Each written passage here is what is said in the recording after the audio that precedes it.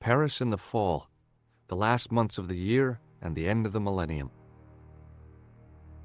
The city holds many memories for me, of cafes, of music, of love, and of death.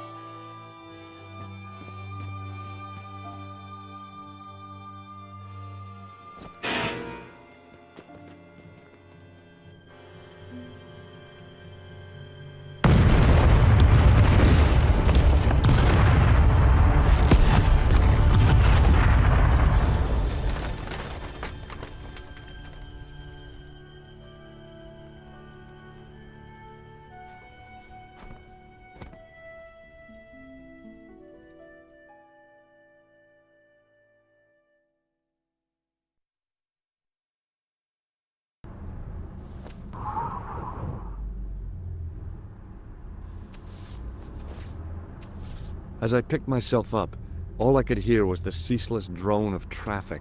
Life went on around me. But the explosion was to change my life forever.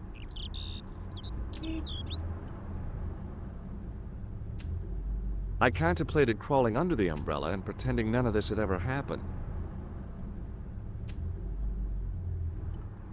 I considered straightening the table, but I figured it best not to disturb the evidence.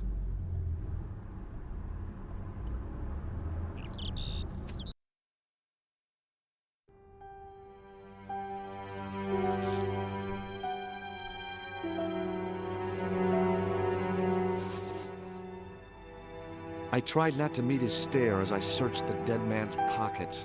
No wallet, no papers, no credit cards. The guy's past was a blank page.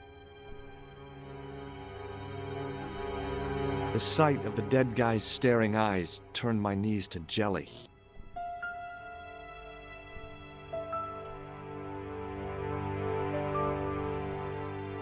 I needed a stiff drink, but I hated the taste of brandy.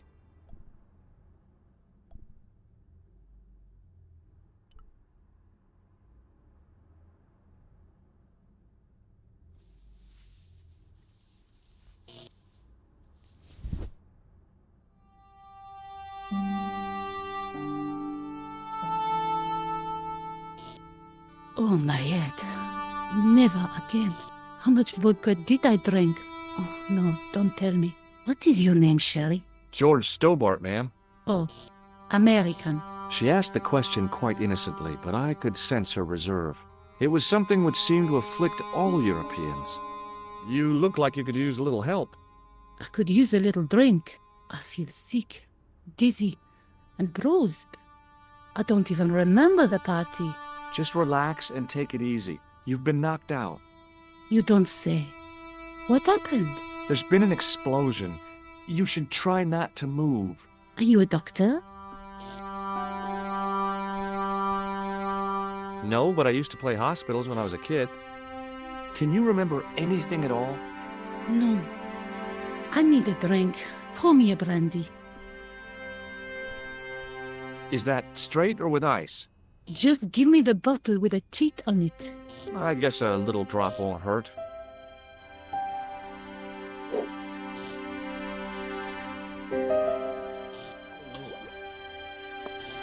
Ah, that's better. She knocked back the brandy as if it was water. I was glad I wasn't picking up the check. What about the old man? Is he dead? Yes, he is. Ah, mon Dieu. I've never seen a real-life corpse before. Except for Grandmaman. That was different. She was family. Has he gone stiff? I shouldn't think so. He's only been dead a few minutes.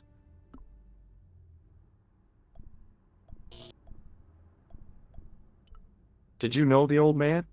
No, monsieur. I never saw him before. Do you remember what happened when the clown entered? I remember that horrible tune he played all right. It was like a funeral dirge. I'd never liked accordion music either. Stay here, mademoiselle. I'm going to look around for evidence.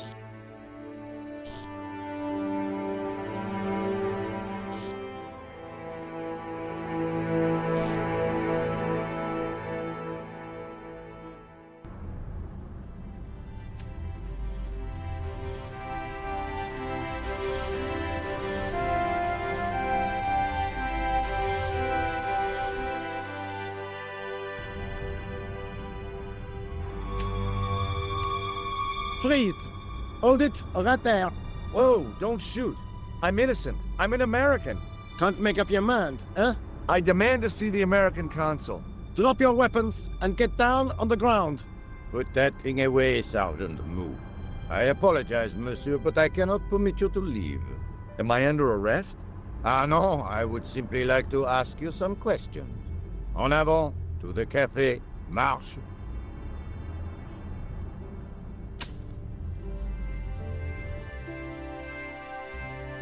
What a mess. This bombing is an outrage, is it not? Stop that, monsieur. Stop holding your breath at once.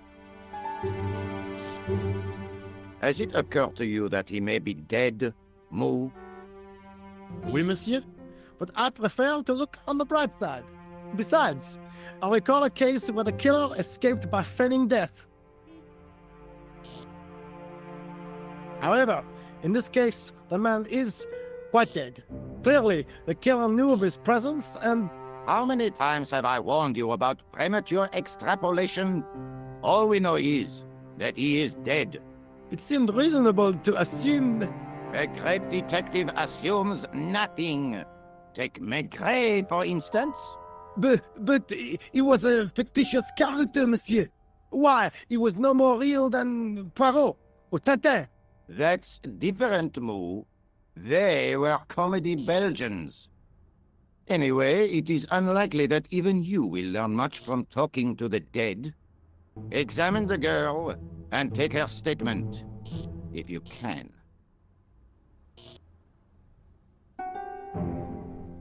I doubt if she is in a fit state for questioning, monsieur.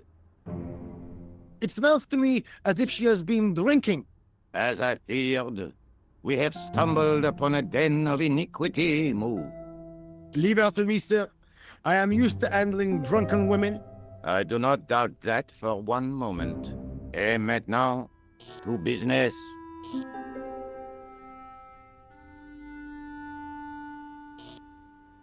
Your name, please? George Stobbart. I'm from California. And what brings you to Paris, Monsieur Stobbart? Travel. I'm touring Europe. You chose well. The city is most beautiful at this time of year, no? Yeah, I guess so, apart from the bomb blasts. Were you in the vicinity of the cafe at the time of the explosion? Yeah, I was sitting out on the sidewalk. I was lucky I wasn't killed. The inspector passed over my remark with no reaction. Did you see the deceased enter the cafe?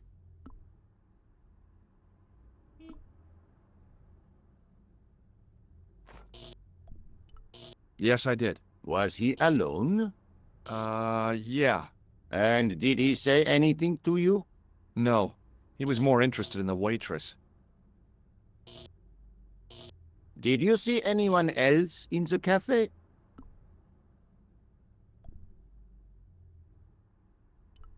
I'm sorry, Inspector, I didn't. It never ceases to amaze me how unobservant the public can be. Is the girl all right, Moo? She'll live if she survives the hangover. She says the killer was disguised as a clown. A circus clown? Did you see him, monsieur? I told you, I didn't see a thing. So, be warned that I, Augustin Rousseau, never rest until I reach the truth. You are my winkle, monsieur. And I'm not afraid to use the pin. Eh bien, I have heard enough. What do you mean? I am satisfied that you know nothing. You may leave. I hope this little incident does not spoil the rest of your vacation. What about my personal safety? Can't you at least give me some advice? What can I say? Stay alert and look out for suspicious characters. And don't cross the road until the little man shows green. Great advice. I honestly believe you are in no danger, monsieur. Should you remember anything of importance, please contact me. My card.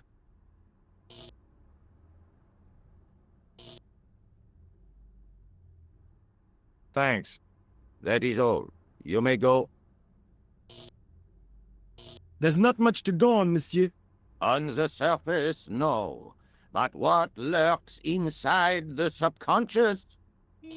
If the door can only be opened. Are you serious, monsieur? I thought your interest in psychic detection was purely academic. Academic? You are about to witness a scientific breakthrough.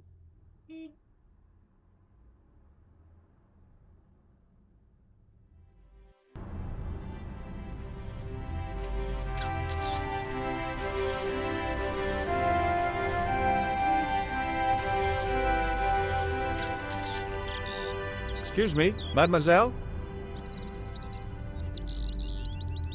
Hi, my name's George Stobbart. Oh, an American by the sound of it. Yeah, that's right, on holiday in Paris. Some holiday, huh? You were here when the bomb went off? Sure was. Sat right out front of the cafe.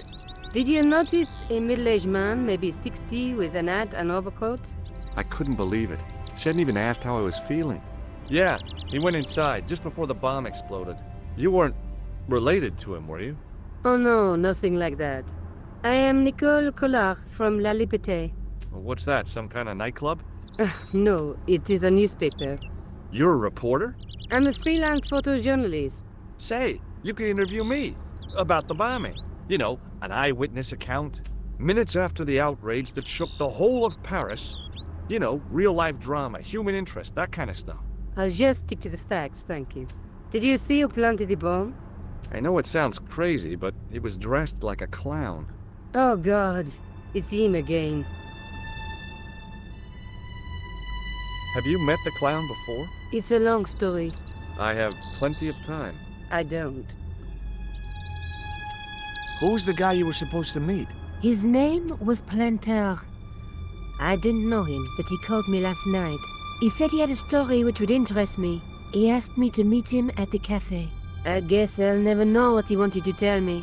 Not unless you have Rosso's gift for psychic interrogation. You speak very good English for a French girl. Thanks. You speak very good English from America. Do you know a police officer called Rosso? Rosso? Our paths have a knack of crossing. If I didn't know better, I'd stay with deliberate. Have you seen Rosso? Is he here? He's inside, attempting to question a witness with his psychic powers. That guy is weird. Yeah. Look, the inspector gave me his card. I didn't know his first name was Augustin. It suits him, I must say. Why won't you tell me about this clown? Why do you want to get involved? Because he almost killed me. Isn't that reason enough? I guess so. Listen, I'll give you my phone number.